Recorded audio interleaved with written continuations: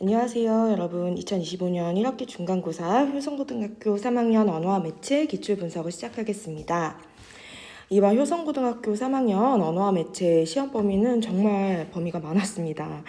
그리고 문법 역시도 시험 범위가 좀 어려운 부분이 수록이 되어서 처음부터 좀 여러분 고생 많았을 거라고 생각을 하고요. 그럼에도 불구하고 좋은 결과를 얻을 수 있어서 너무 기쁘게 생각합니다. 여러분 정말 수고 많으셨습니다.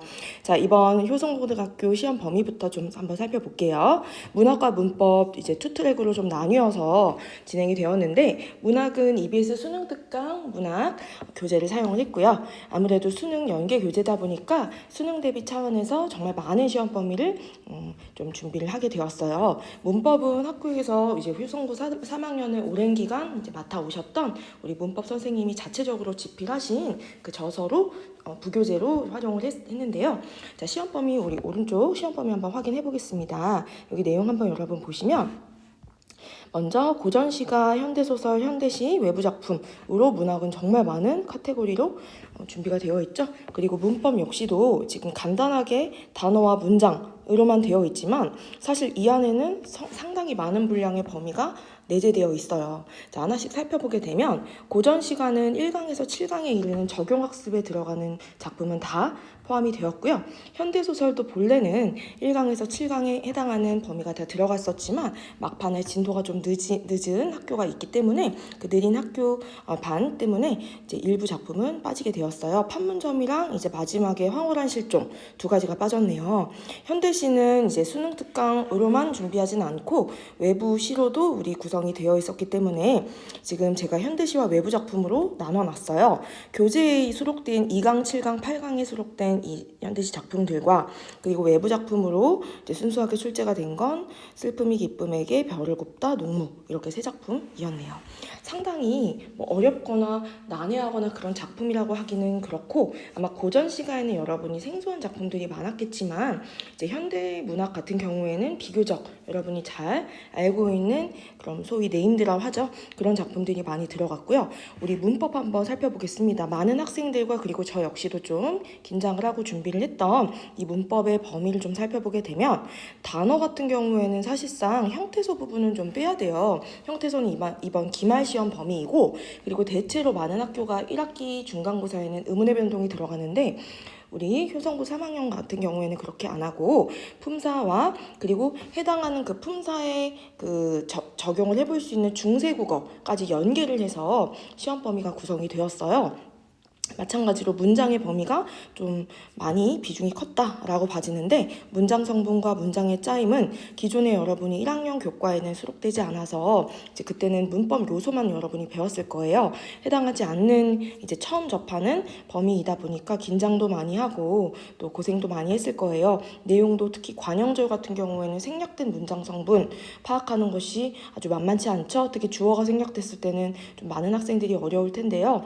또 안개 문장의 종류도 파악하는 게 그리 쉬운 건 아니에요. 그리고 아울러서 해당하는 그 문장과 관련된 연계된 중세국어 범위까지도 같이 녹여서 이제 시험 범위에 추가가 되었기에, 사실상 일반적인 우리 그 문법 시험 범위는 의문의 변동 끝나면 단어 끝나면은 문장 이런 식으로 챕터별로 나간다면, 우리 효성고 3학년 문법 선생님의 특징은 이제 만약에 형태소를 하나 배워도 그 해당하는 범위가 중세부터 현대에 이르는 일종의 어떤 시대를 관통하는 시험 범위가 모두 포함이 되어서 범위가 좀 많았습니다, 여러분. 그리고 해당하는 문법 그 범위는 저는 취지는 좋다 생각해요. 그런 부분들을 알아야 우리가 이제 차후에 의문의 변동도 더 손쉽게 할 수 있고, 또 요즘 수능도 대세가 현대 문법과 중세 문법을 아우르는 그러한 우리 장지문을 주고 거기에 세트로 딸려있는 문항을 많이 풀기에 좋은 취지라고 생각을 했고 공부가 많이 되었다 생각합니다. 열심히 준비하고 고난도 문제 미리미리 준비를 한 덕분에 결과도 만족스럽다고 생각을 했습니다. 자, 우리 문항수 구성을 살펴보게 되면 아무래도 문학의 범위가 워낙에 많고 또 문학의 문제가 생소했어요. 생소한 것들이 일부 있었기에 이제 문항수가 토탈 우리 25문항이었는데 19개의 문항이 우리 수능 특강 문학에서 출제가 됐고 문법 부교재에선 6문항이 나왔네요. 자, 영역별로 살펴보게 되면 문법은 그대로 6문항 유지가 되고 있고요. 문학은 상세적으로 제가 영역을 나눠봤는데 고전시가 7개, 현대시 7개, 소설에서 5문제가 출제가 되어 있네요.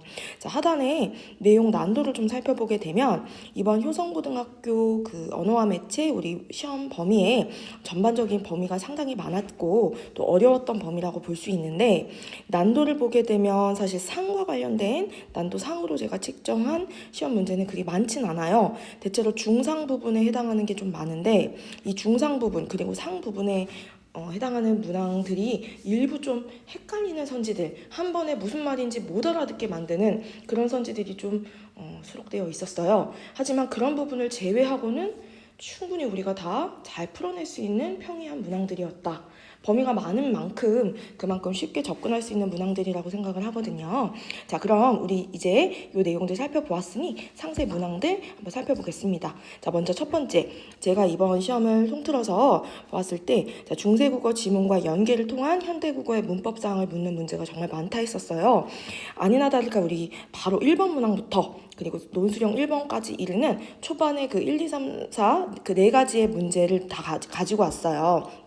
왼편에 보시면 중세국어 원문이 나와 있는데 자, 이건 저희 재원생뿐만 아니라 모든 외부 학생들에게도 공통적으로 드리는 말씀인데 여러분 중세국어 원문이 나오면 절대 그 원문에 집착하거나 그 원문에 시간을 많이 쏟지 마십시오.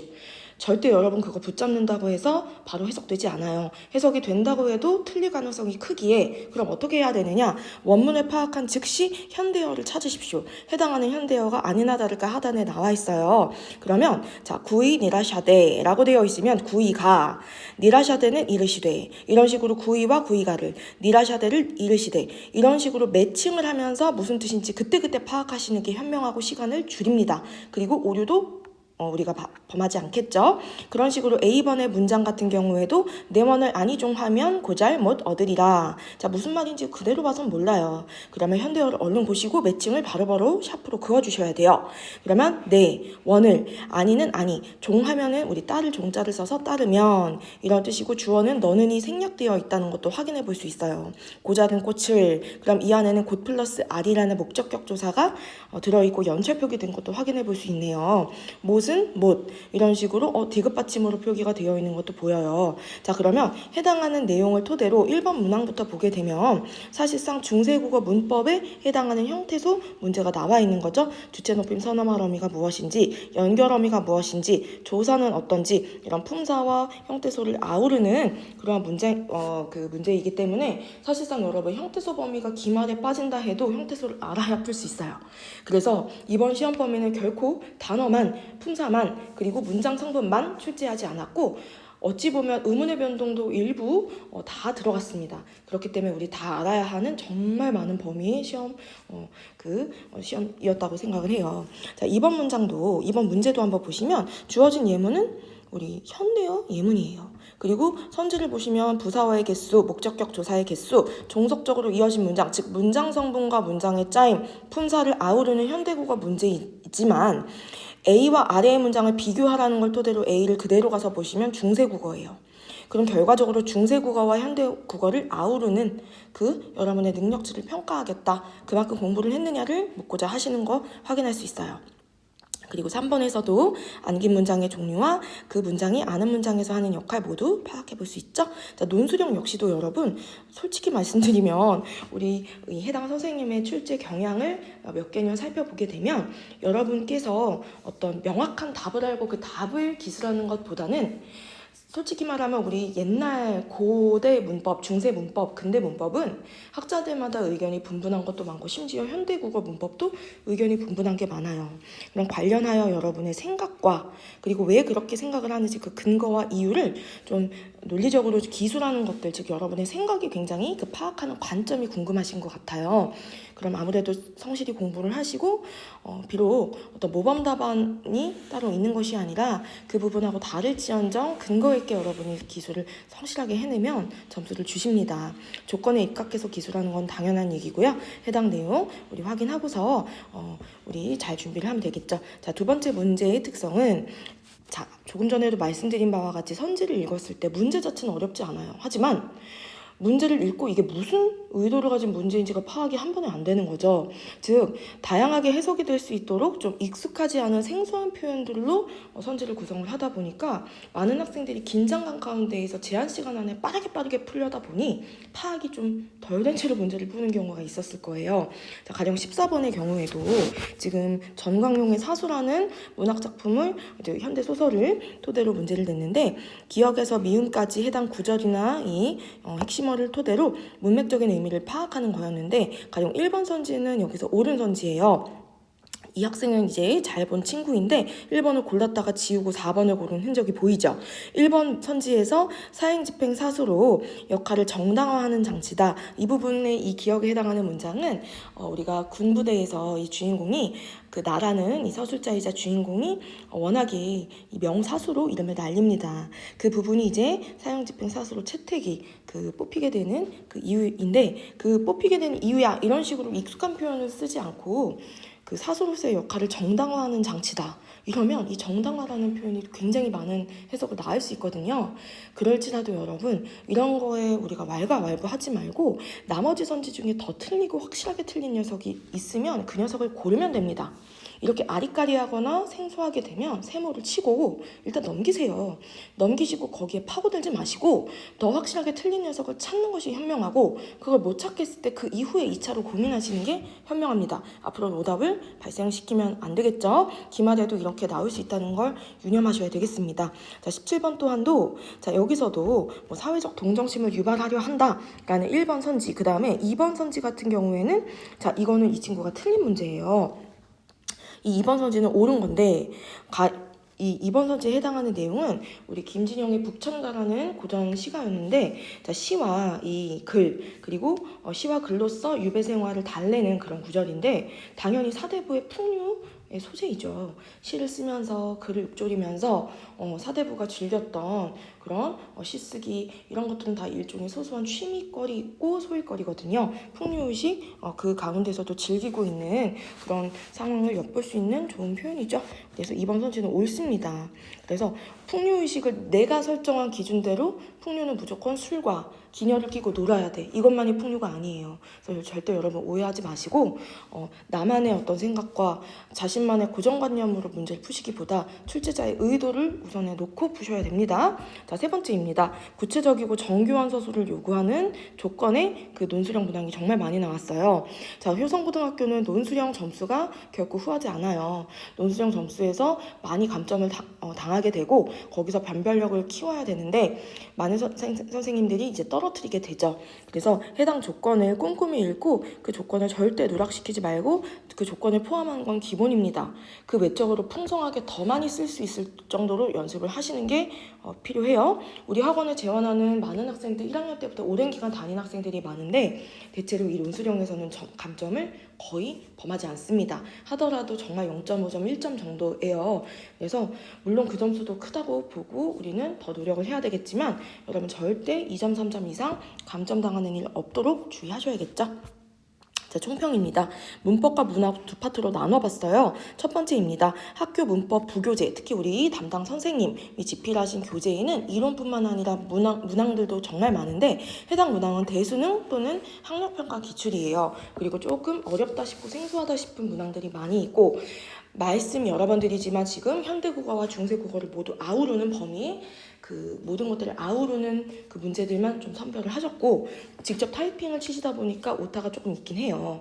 저는 전부 다 풀고 직접 여러분한테도 풀이를 시키고 같이 풀어도 드렸습니다만 해당 문법 부교재 수록 문항은 너무 중요하거든요. 거기에서 겹치는 문제가 많기 때문에 반드시 다 풀어보고 점검을 받고 시험에 임해야겠죠.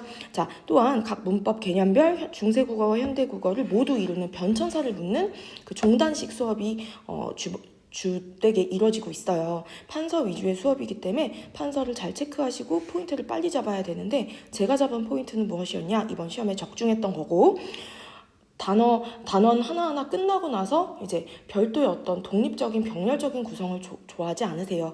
유기적이고 중세국어와 현대국어를 모두 다 묻는 그러한 것들을 좋아해서 의문의 변동이 이번 기말 시험 범위면 의문의 변동만 현대국어만을 묻지 않고 해당하는 의문 변동에 중세국어 문헌을 줍니다. 그리고 중세국어에서 어떤 의문의 변동이 나타난 것 같아를 묻기 때문에 일종의 시대를 관통하는 종단식의 수업과 문제의 출제가 이루어진다는 걸 유념하셔야 되겠죠? 자, 문학의 경우에는 말씀드린 바와 같이 수능 대비 학습을 위한 수능 특강 절반에 이르는 나머지 분량이 다 시험 범위라고 각오하고 준비해야 됩니다. 빠르게 진도를 빼는 것이 우선 급선무이고 반복해서 수업을 하고 제가 총정리까지 총망라해서 모든 문제 다 풀어드릴 거예요. 수능 특강에 들어있는 것들은. 그래서 이번 시험에도 많은 학생들이 고득점을 받아왔습니다. 자, 또한 아까 말씀드린 바와 같이 다양한 해석의 여지가 있는 좀 다소 익숙하지 않은 생소할 수 있는 표현의 선지는 이번 시험에도 꼭 나옵니다. 그리고 여기엔 기재하지 않았지만 추가적으로 조건을 많이 달아놓은 논술형 문제가 또 깐깐하게 나올 수 있으니까 많이 써보고 조건을 빼먹지 않는 그런 꼼꼼성과 성실성이 요구됩니다. 그래서 여러분 생소한 표현의 선지가 나오게 되면 제끼세요. 그리고 더 확실하게 틀리거나 옳은 녀석을 골라주는 습관을 갖추도록 합시다. 그래서 저는 1등급 커트라인을 96점 정도로 설정을 했고 아마 대체로 지금 서술형 평가 결과가 속속들이 나오고 있는 상황이라 요거보다는 조금 더 후하게 결과가 나올 거라고 생각을 해요. 그래서 좀 보수적으로 잡았기 때문에 이 결과에 입각해서 1등급을 예상을 해서 94, 95 요 정도까지도 조금 보고 있습니다. 앞으로의 준비 방향 이미 말씀드렸지만 문법의 경우에는 학교 선생님의 문법 부교재에 정말 충실한 학습을 우리가 준비를 해야 됩니다. 그래서 해당 수록 문항 여러 번 반복해서 풀고 완전 정복을 하셔야 되고 또 필기 열심히 해서 달달 외우셔야 되고 미루지 마십시오. 바로바로 반복하고 국어는 우선적으로 두시고 빨리 반복을 하셔야 범위가 많기 때문에 나머지 탐구 과목에도 주력을 하실 수 있어요. 자, 문학 같은 경우에는 방대한 분량의 범위 이번에도 이루어지겠죠. 그래서 복습을 미리 하시고 자, 이제 어휘와 관용구 변형 문제들 많이 풀리니 그러한 것들을 잘 풀 수 있으려면 다른 핑계 대지 마시고 복습을 빨리 당겨서 여러분 11월 수능과 이번 마지막 내신 시험이니까 최선을 다해서 준비하시고 여러분 외부 학생들도 저희 학원의 마지막 내신 시험이니까 많이 와주시면 최선을 다해서 여러분 고득점에 이를 수 있도록 준비하게 하겠습니다. 여러분 정말 수고 많으셨고 기말 시험도 잘 같이 대비할 수 있었으면 좋겠습니다.